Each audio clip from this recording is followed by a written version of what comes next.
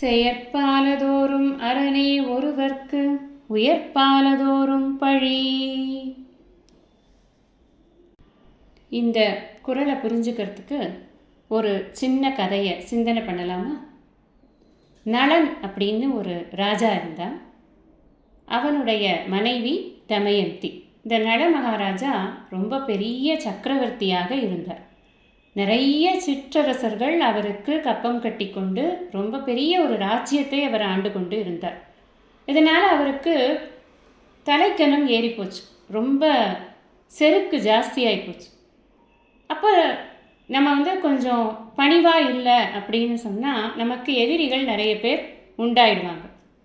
அப்போ அதனால் மற்றவர்கள் என்ன பண்ணுவாங்கன்னா நம்மளை சூழ்ச்சியினால் கவிழ்க்கணும்னு பார்ப்பாங்க. இவருக்கு நிறைய வீரம் இருக்குது, நேரடியாக சண்டை போட்டு இவர் யாரை வேணால் ஜெயிச்சிடுவார். ஆனால் சூழ்ச்சியால் இவரை வீழ்க்கணும் அப்படின்னு தான் மற்றவங்களால் நினைக்கிறதுக்கு முடிஞ்சுது. ஏன்னா அவர்களுக்கு அவ்வளவு வீரம் இல்லை. அப்போ என்ன ஆச்சுன்னா இவரை சூதாடுறதுக்கு வாங்க அப்படின்னு கூப்பிடுறாங்க. இவருக்கு நிறைய செல்வம் இருக்குது, சூதாடி என்ன பெருசாக நம்ம தோற்று போயிட போகிறோமா என்ன அப்படின்னு போய் சூதாடுறதுக்கு போகிறார். இந்த சூது ஆட்டத்தில் என்ன ஆயிடுறது அப்படின்னு சொன்னால் இவருடைய அத்தனை செல்வமும் ராஜ்யமும் அந்த சூதிலேயே போய்விட்டது. இப்போ மனைவியும் அவரும் மாத்திரம்தான் இருக்கிறார்கள், கையில் ஒரு பைசா கிடையாது.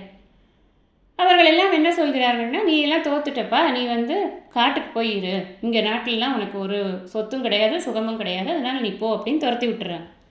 சரின்னு மனைவியோட காட்டுக்கு போயிடுறார். காட்டுக்கு போனதுக்கப்புறமா என்ன ஆகுது அப்படின்னா காட்டில் மனைவியை தொலைச்சிடுறார். அப்புறம் அங்கே காட்டில் இவர் ஒரு பக்கம் போகிறாரு, மனைவி ஒரு பக்கம் போகிறாங்க. இவர் அந்த பக்கமாக போகும் பொழுது கார்கோடகன் அப்படின்னு ஒரு பாம்பு இருக்குது. அந்த பாம்பு என்ன பண்ணுறதுன்னா தீயில் அகப்பட்டு கொள்வது. இவர் போய் ஐயோ பாவம் இந்த பாம்பு தீயில் அகப்பட்டுட்டு அப்படின்னு அதுக்கு நல்லது பண்ணுவோம் அப்படின்னு அதை தூக்கி வெளியில் விடுறார், இந்த தீயிலேருந்து வெளியில் விடுறார். ஆனால் அந்த பாம்பு தன்னோட குணத்தை காட்டாமல் இல்லை, இவரை கொத்திட்டு தான் அது போச்சு. இந்த கதையெல்லாம் நமக்கு எதை உணர்த்துறது அப்படின்னு சொன்னால், முதல்ல அவர் ராஜாவாக இருக்கார். ராஜாவுக்கு என்ன அழகு அப்படின்னா ராஜ்யத்தை ஒழுங்காக ஆண்டு கொண்டு இருக்கணும். இந்த மாதிரி சூது முதலிய விஷயங்கள்லாம் அதிக கவனங்கள் செலுத்தக்கூடாது அப்படிங்கிறது ஒரு விஷயம். அந்த அறத்தை அவர் கடைபிடிக்கணும். செய்ய வேண்டியது என்னன்னா அறத்தை தான் செய்யணும். விட வேண்டியது என்னன்னா அறம் அல்லாதவற்றை விடணும்.